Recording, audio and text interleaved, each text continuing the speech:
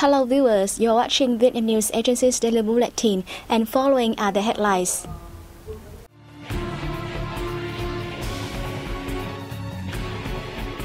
National Assembly Chairwoman Nguyễn Thị Kim Ngân pays official visit to Cambodia.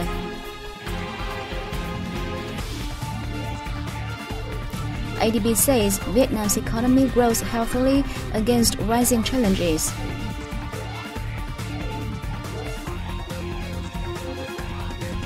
More Vietnamese food blogs are named World Documentary Heritage.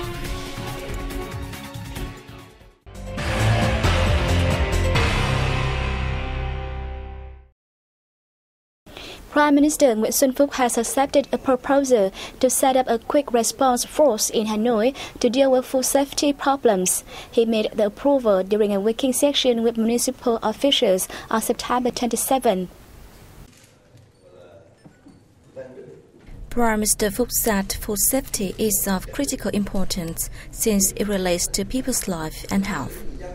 He pointed to the fact that city dwellers have not fully trusted the safety of food produced in the city, where 12,370 violations of relevant regulations were found from January to September. He told local authorities to press ahead with assigning specific duties and responsibility to each official and agency, tighten the control of small abattoirs, and take drastic actions to improve management of street food. He said they must also strictly deal with violators, publicize information about unqualified food providers, launch food safety checking campaigns, and pay more heed to food safety at craft villages. Earlier the same day, the Prime Minister made a fact-finding tour of Long Biên Market, one of the biggest wholesale markets in the city, and a safe vegetable farming model in Vạn Đức commune of Salem district.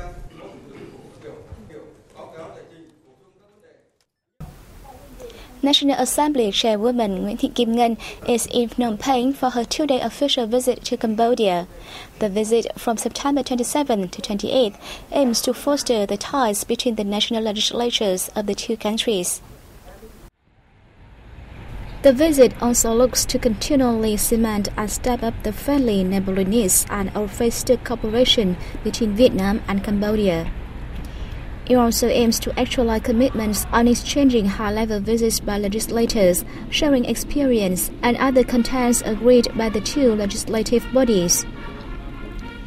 Following the Vietnamese President Trần Đại Quang's visit to Cambodia in June, this visit shows Vietnam's great attention to relations with Cambodia.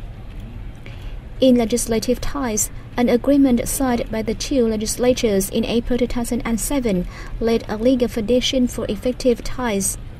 Vietnamese and Cambodian legislators also shared experience and mutual support at multilateral parliamentary forums, especially within the framework of the ASEAN Inter-Parliamentary Assembly and the Inter-Parliamentary Union.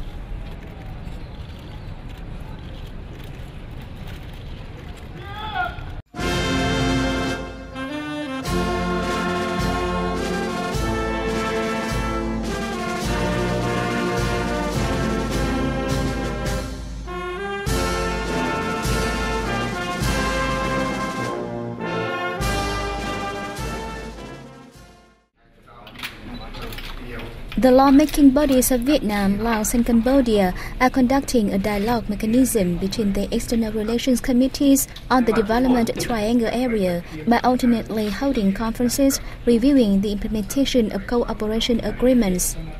Chairwoman Nguyễn Thị Kim Ngân and President of the Cambodian National Assembly Heng Samrin held talks. They agreed that Vietnamese and Cambodian National Assemblies will continue sharing experience, training personnel, and monitoring socio-economic, cultural, and education cooperation projects, as well as offering consultation at regional and global parliamentary forums. Earlier, Chairwoman Nguyễn Thị Kim Ngân had a meeting with Cambodian Prime Minister Hun Sen. Before her trip to Cambodia, National Assembly Chairwoman Nguyễn Thị Kim Ngân paid a two-day official visit to Laos. On the morning of September 27, she met with Laos Prime Minister Thongloun Sisoulith.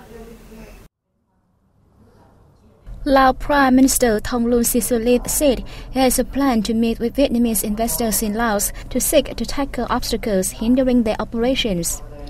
He praised Vietnam's contributions to Laos' successful organization of the 49th ASEAN Ministerial Meeting and related meetings in July. The Vietnamese legislator spoke highly of the Lao leader's contributions to the bilateral ties.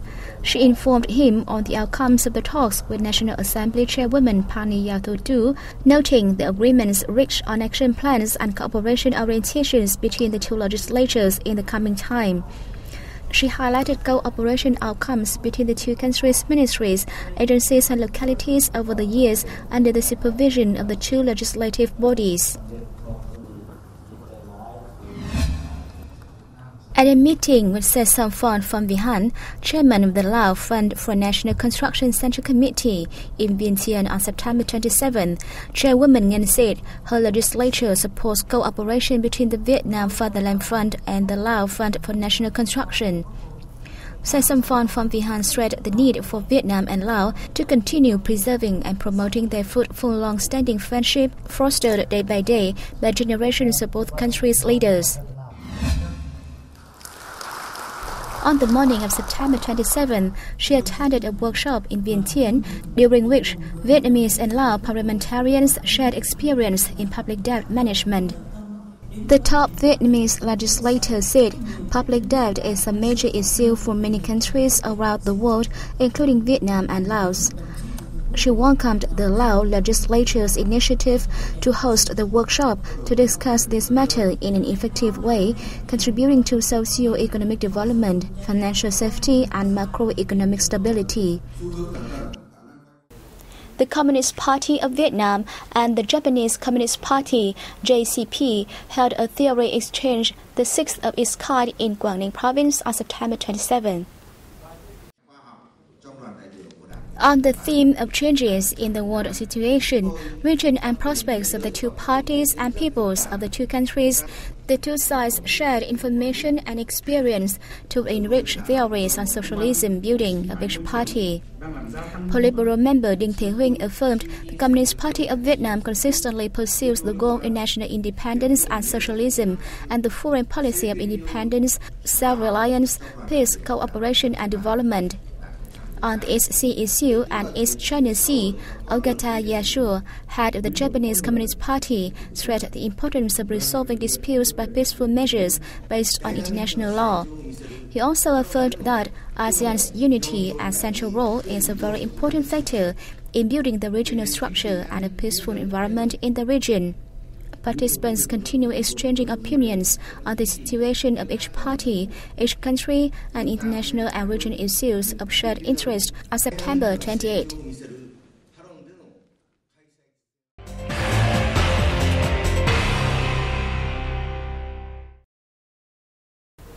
An annual discussion of integration of gender perspective was held within the framework of the 33rd section of the UN Human Rights Council in Geneva, Switzerland on September 26th. Assistant to the Foreign Minister, Dương Chi Dũng, attended the event. In his speech, Dũng introduced Vietnam's women empowerment as well as gender integration in the country's development policies and strategies. He emphasized the need to effectively implement international commitments to gender equality, particularly the realization of the 2030 Agenda on Sustainable Development and the Paris Agreement on Climate Change. At a panel discussion on the implementation of the VN Declaration and Program of Action, Dũng spoke highly of the Human Rights Council contributions to promoting dialogues and international cooperation in human rights over the past decade. The 33rd session, which runs from September 13th to 30th, is the last session Vietnam has attended in its capacity as a Human Rights Council member. Vietnam's economy continues to perform well, but is being hindered by a number of challenges, the Asian Development Bank said in a new report launched on September 27. The bank's flagship report said drought in the Mekong Delta and Central Highlands regions and low global commodity prices eased economic growth in the first half of the year, but other sectors have grown strongly. Manufacturing expanded by double digits as new foreign invested factories ramp up production, while services picked up as a result of rising domestic trade. The Asian Development Outlook Update 2016 forecasts a downward revision in Vietnam's economic growth to 6% in 2016 and 6.3% in 2017 as the result of contractions in agriculture and mining sectors in the first half of the year. The country's economic growth is expected to rise in the second half of the year, buoyed by further increases in foreign direct investment and exports, domestic credit growth, and a slight recovery in agriculture. Budget carrier Vietjet Air will soon operate 2 international routes from the northern port city of Hải Phòng to Seoul, the Republic of Korea, and Bangkok, Thailand. The planned route will bring the total flights departing from Hải Phòng to 9. Accordingly, the Hải Phòng-Seoul route is scheduled to open on December 12 with 4 flights a week every Monday, Wednesday, Thursday, and Sunday. Meanwhile, the Hải Phòng-Bangkok route will be operated from November 9 with 5 return flights a week on Monday, Wednesday, Friday, and Sunday. Vietjet Air said, as a socio-economic center of the country's northeast region and with its favorable geographic location, Hải Phòng possessed potentials to develop tourism, particularly tourist products and services targeting foreign visitors.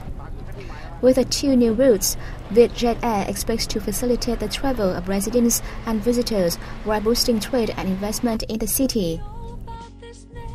By August 30, 2016, Vietjet Air has conducted over 100,000 flights and has carried nearly 2 million passengers to and from the city of Hải Phòng.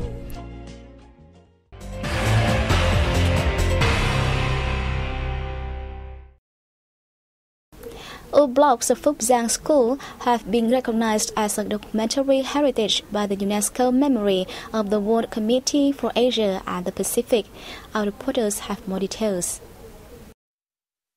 The Phúc Giang School's wood blocks were created by scholars of the Nguyễn Huy family in Hà Tĩnh province in the 18th century. The blocks were used to print textbooks for the Phúc Giang School, which was located in Trường Liêu village, Can Lộc district. The wood blocks comprise of 379 well-preserved blocks to print textbooks. The total set used to number 2,000 blocks, but many have been damaged or destroyed over time. The blocks are rare, unique, and contain valuable content.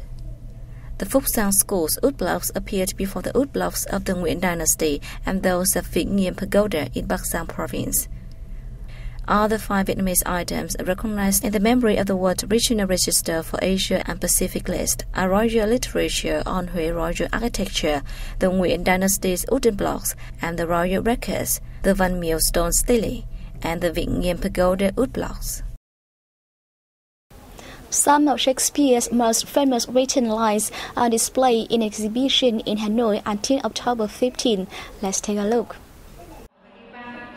The visitors can rediscover the style and language of the English poet and playwright, a man widely regarded as the greatest writer in the English language and the world's preeminent dramatist. The exhibition, Shakespeare Lives in Words, is being held at the Cultural Exchange Center at 50 Đào Duy Từ Street in the Old Quarter of Hanoi. The exhibition is part of the Global Shakespeare Lives program, a series of events and activities throughout 2016, celebrating Shakespeare's work on the occasion of the 400th anniversary of the literature master's death. The themes that Shakespeare was exploring in the late 16th century, early 17th century, are just as relevant now to the people in the UK and to the people of Vietnam.